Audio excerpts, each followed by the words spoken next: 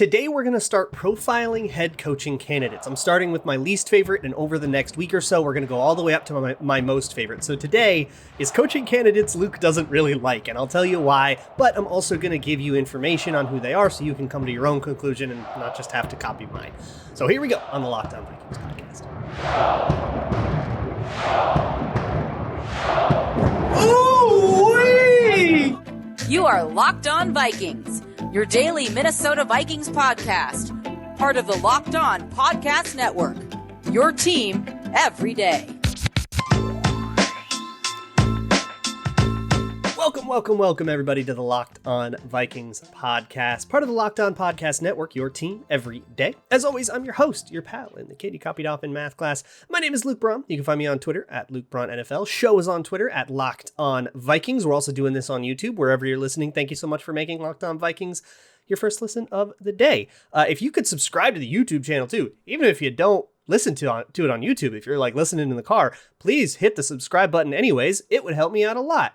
Today on the show is we're going to start with coaching candidates. So the way I'm going to do this, I've got like a tier list, I guess, but I have them more in like kind of groups instead of like one after the other, where like within this tier, the three guys I'm going to talk about today, I don't know who my least favorite or most favorite among them is, but I know that these three guys, there's kind of a gap between them and the rest of everybody. And I'm going to explain to you why, but I also want to give you, like, I'm going to give them a fair shake here as I do this, and then I'll tell you why I came to the conclusion that I did. So I'm going to start this off with Kellen Moore, who's gotten a lot of press as somebody that people really, really like, basically since like September, October, even since like 2019. I mean, he got head coaching interviews last year.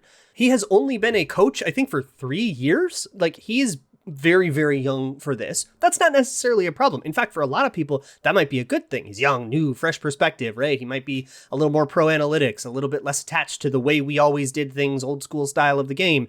And Lord knows everybody's super sick of that with Mike Zimmer. So a lot of people are really into the young coach thing. Doesn't really move the needle for me either way, personally.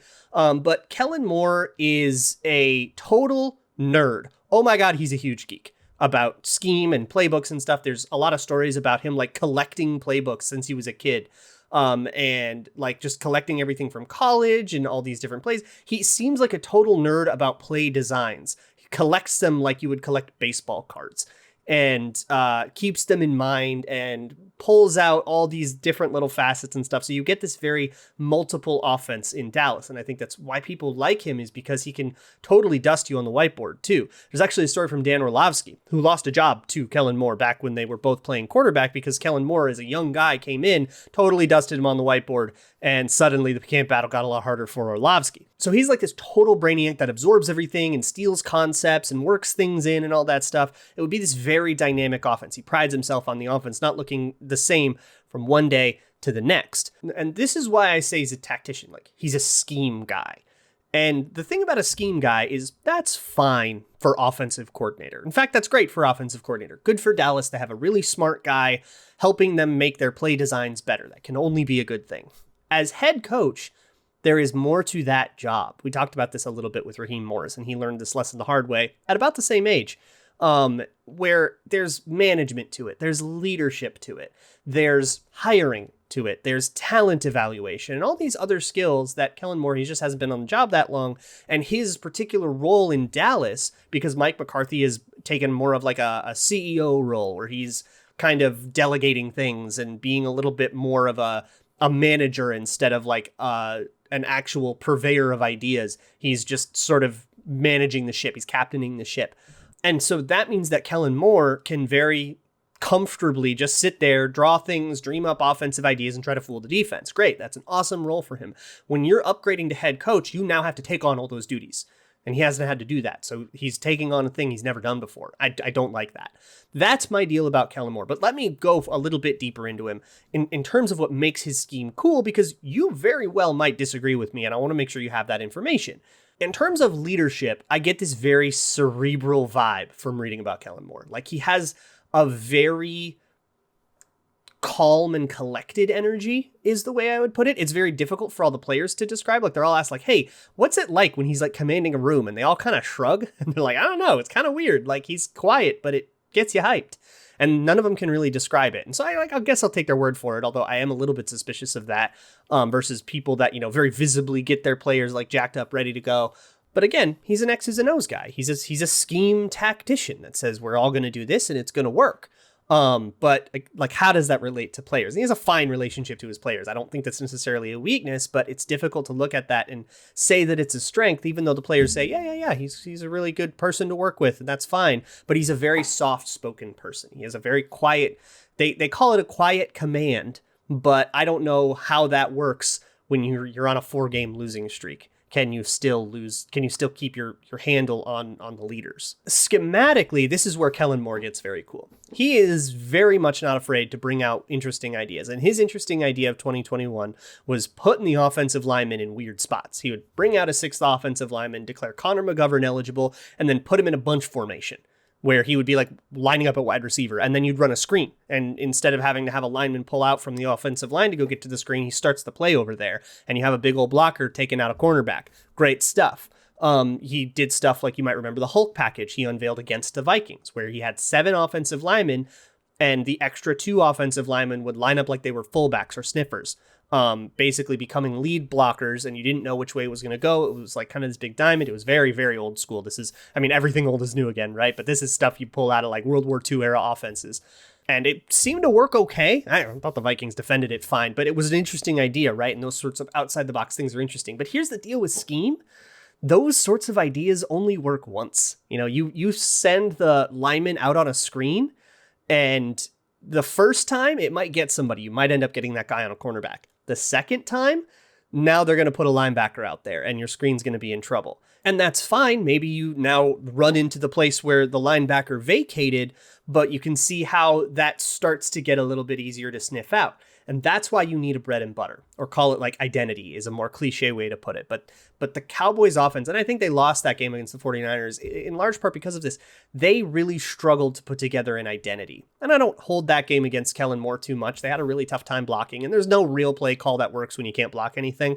But I think the lack of a true bread and butter, something you can go to, you know, a package you can go to 20 times a game that is able to generate enough production and you're good enough at it where that like you can do it consistently, is something I think Dallas was missing. He's great at getting Cedric Wilson to throw a 35-yard pass to CeeDee Lamb, but you can only get away with stuff like that, 5 times a game? And over the course of a game, you need more than 5 good plays. You need something you can go to over and over and over again. I don't know what that identity is with Kellen Moore. Maybe it would change with what his personnel is or whatever, but I feel a little bit unconfident in that schematically, but I would love that he would bring good ideas, which is why I think right now he belongs as an assistant.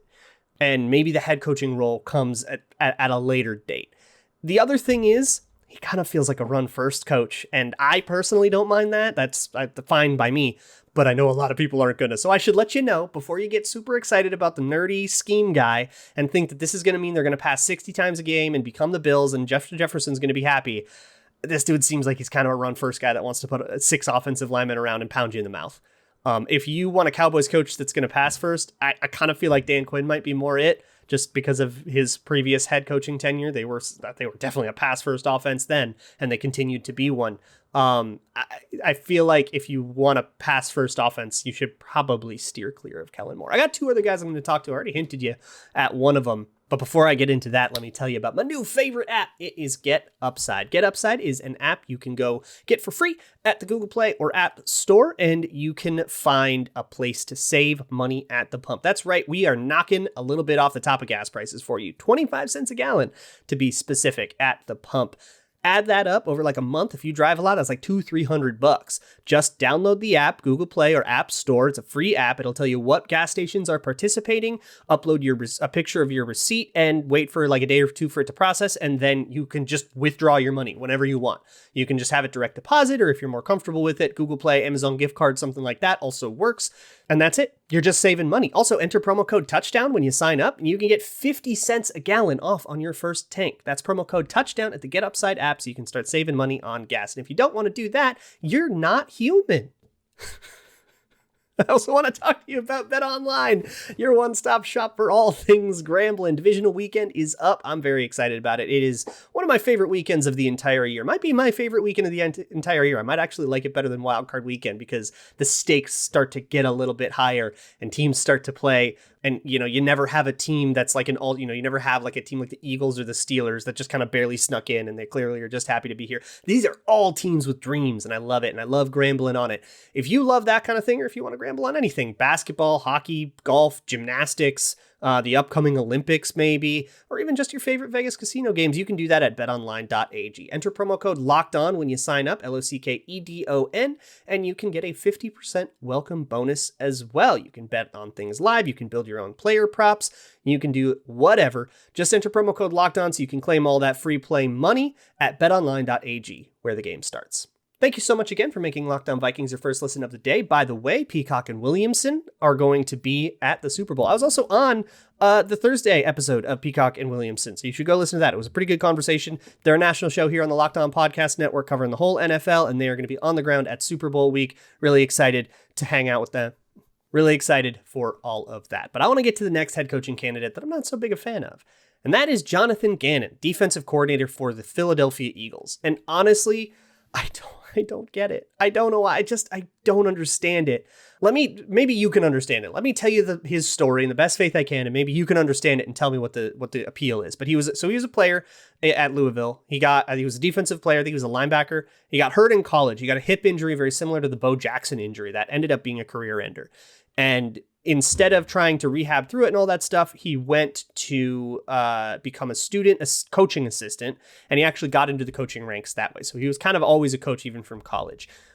He actually, one of his first NFL jobs, I think his first NFL job, he was a scout with the Rams, where he actually learned scouting before he learned coaching. That's really interesting. And honestly, I do see the appeal of that. I think that's a really interesting skill set because, like I said, head coach involves talent evaluation. You are in the war room pounding a table for a guy. You have to evaluate some talent. So having a little bit of a scouting background is definitely a boon. And I really like that about him. Unfortunately, some of the things end there. I should also mention that he was a defensive backs coach for Mike Zimmer for a lot of years, including the 2017 year where the D-backs were really, really good. And he actually reunited with Xavier Rhodes later in Indianapolis, where he was the D-backs coach there. So he has a lot of experience and some prior ties to Minnesota, worth mentioning. Not a lot of value because none of those guys are still around, but still worth noting. He has been a quick riser, and I think he's impressed a lot of people. A lot of people get into a room with him and come away impressed, not unlike the Kellen Moore thing, just like, oh, he's like this brilliant football mind, and that's great. And he has the thing that like every single person that the Vikings have requested an interview for has this trait. People love working with this guy. That might be, I think that might be the reason he gets interviewed. I don't know how serious of a candidate he's going to end up being. I don't know how deep he's going to end up being able to go because he's got some shoddy experience. And he's very, very, very raw. But it seems like he's a very enjoyable person to work with. And the Vikings are looking for that. I think there's toxicity in the upper echelons of the Vikings organization right now, and they are looking, like they said, they told us outright, and they're following through on it. They're looking for collaborators, people that will listen to other ideas, people that will absorb things, people that will work with other people. They're not looking for a guy that's going to say my way or the highway. And that's certainly Jonathan Gannon. So, I don't know, talking it out, okay, I at least understand, but I still disagree with it as a potential head coaching guy. So he ends up with a defensive coordinator job in Philadelphia for the first time. Now, he's been an assistant. He's been a defensive backs coach for forever, since 2012. So he's definitely overripe to get a defensive coordinator role. I think he's earned that and he should be a defensive coordinator. But he's been 1 year defensive coordinator, and that Eagles defense was inconsistent, and there were a lot of problems within the ranks. So here's where Jonathan Gannon loses me. 1 year of DC experience is kind of a red flag to me. If you're going to coordinate a unit, unless that unit suddenly you came in and you were the biggest whiz ever, you had the number one defense, you were totally blowing the doors off of people, then maybe you say, okay, maybe that guy gets the promotion, right? But for me, I want a little bit more experience managing an entire unit instead of just like honing in and coaching a specific position group, which is what he's done for most of his career, was coach defensive backs. And coordinating the whole unit is managing, and that experience is important. Now, I've been saying for a long time, head coach is not super coordinator, so you need a little bit more than proof in the pudding than that, but you still do need some experience like managing several groups and juggling all those responsibilities. He's got 1 year of it, and that year, man, it didn't go well. I think he figured it out near the end, and I think that like if I were the Eagles head coach, if I were Nick Sirianni deciding if I were keeping him or not, I probably would keep him just because, he started to kind of get his feet under him, but it has gone very bad. in October, Fletcher Cox basically said, yeah, he's not having me play as aggressive as I used to. And that was after that defense got blown out by the Las Vegas Raiders. And there was this big fallout coaching wise. And he took a ton of the blame for that. But I want to say that again. Fletcher Cox openly was like, yeah, I used to play really aggressive, but he's not having me play aggressive anymore. And that's not really who I am. And that is like alarm bells to me when I hear a player say, this is who I need to be, and I'm being asked to do something else. Especially when that's a player with like credibility. Like when Mackenzie Alexander is a rookie, like a headstrong rookie corner that thinks he's all that says that, maybe you gotta get humble, kid. But when it's Fletcher Cox, that's like really scares me. Who else is going to be asked to do something they're not comfortable doing just because that's what Jonathan Gannon decided that's the scheme we're going to run today? Also, after that game, Nick Sirianni kind of said like, hey, there are these problems in the defense.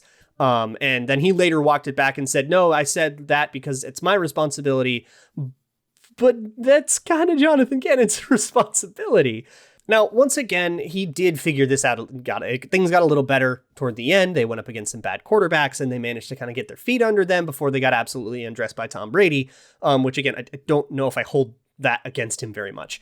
Like, it's Tom Brady and you're a first-year DC. Like, it's going to happen. But, like, why are we making... Like, that's a valid excuse for that guy, but why would we give that guy a promotion? I genuinely think that a lot of these guys, like the Wilfs, are just saying, okay, who around the league has a reputation as a good collaborator, and they're just bringing in people for interviews without much commitment to that. And it's fine. Like, interview whoever you want, but that puts him on the list, and that means he's going to rank low on it for me. I got one more guy that I want to talk about that is interviewed for the Vikings job, I believe, already. And I will get right to it just right after we talk about Built Bar. Built Bar is my favorite protein bar ever. It's delicious. It tastes like a candy bar. You're going to crave it late at night, and you're not going to have to feel guilty about that. We all have late night cravings. We're all trying to be good. It's a new year, new us, right? New life, new lease on everything. And then you wake up at 3 a.m. with a chocolatey craving, and everything gets ruined. Well, don't let that happen to you with Built Bar. Built Bar is, I think it's like 130 calories in one of these bad boys, like 4 grams of sugar. You're not going to knock yourself off the wagon having one of these babies. And it's delicious. It's going to trick you into thinking you totally cheated, but you didn't cheat. You just had a Built Bar that's like chocolate peanut butter or chocolate raspberry or a number of delicious flavors. So head on over to built.com. They also have some specialty flavors that come around every once in a while. So check back with that website sometimes. And that's where you get the really, really good stuff. But go to built.com, use promo code LOCK15 when you check out, LOCKED15, all one word. You get 15% off of your order at built.com. All right, one more coach. Let's talk about Kevin OConnell, who I'm also not a huge fan of. And you might hear this chorus from me. You might remember something similar from the GM interview, somebody who was a little lower on my list for very similar reasons, but I'm getting ahead of myself. Kevin OConnell, Sean McVay's offensive coordinator for the last 2 years. Now, Sean McVay's offensive staff has been picked clean for head coaching jobs. He's lost LaFleur a little while ago. He lost somebody, I think, over to the Titans. He's been totally picked clean. And Kevin OConnell came in 2020 to replace people who had left to be the offensive coordinator. Now, he had been the offensive coordinator a couple times before, and he'd been the passing game coordinator for Washington, 2018 and 2019. He was also the quarterbacks coach in 2017 with Kirk Cousins. So he's worked with Kirk Cousins as his quarterbacks coach before, which definitely that's a connection that makes sense. So bring that guy in, sure. And then passing game coordinator, and then he was the OC for Washington in 2019, which was nigh a tanking year. It was a very bad year for Washington. That was the year they ended up picking second overall and getting Chase Young.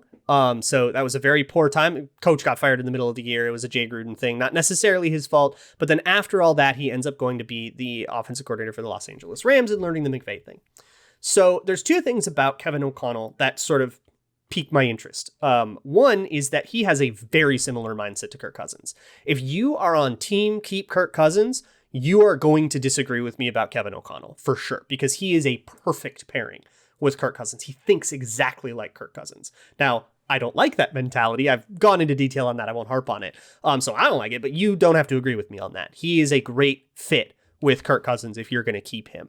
And what I'm talking about here is both he and Kirk Cousins have this keep every note mentality. It's not unlike the collecting plays thing we have from Kellen Moore, but it's like wherever they've been in their career, they've kept meticulous notes. They keep it all, and they have just this gigantic archive of all the things they've learned forever. And it's something that Kevin OConnell, he was a quarterback that didn't work out, that didn't have a great playing career.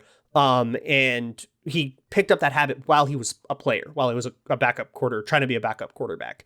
And he kept that throughout his coaching career. So this very meticulous, like prepare for all things, attention to detail sort of approach to the game, he shares that with Kirk Cousins. And I think those two would mesh really, really. If you wanted to like build a team that committed 100% to Kirk Cousins, and I'm talking the way that people complain about that the Vikings didn't, right?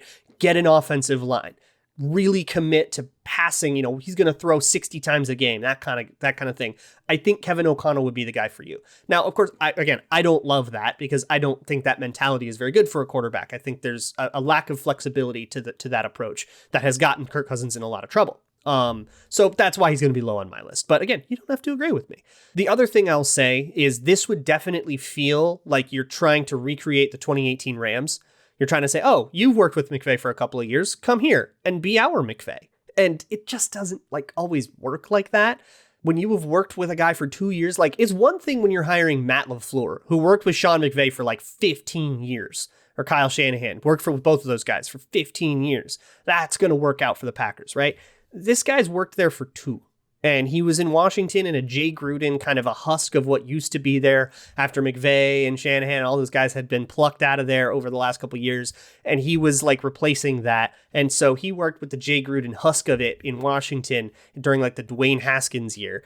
That's not going to be as valuable of experience. And yeah, he's worked under McVay for a couple of years, but it's not like he's going to get any credit for anything offensively that McVay has done, but rather it seems like this would be something where you're hoping that he has trained under Sean McVay and he's been able to absorb everything from Sean McVay and he's going to be able to copy the Rams and paste them in Minnesota.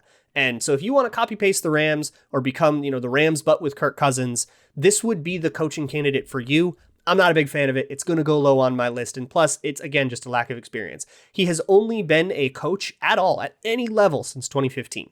That's not very much. Both he and Kellen Moore, like 5 years, 3 years, that is not very much. At least Jonathan Gannon has been coaching in some capacity since, I think, 2004. And it's just always been like on the very, very low levels, QC coach, the kind of guy that doesn't exactly get from, above the line billing, as it were.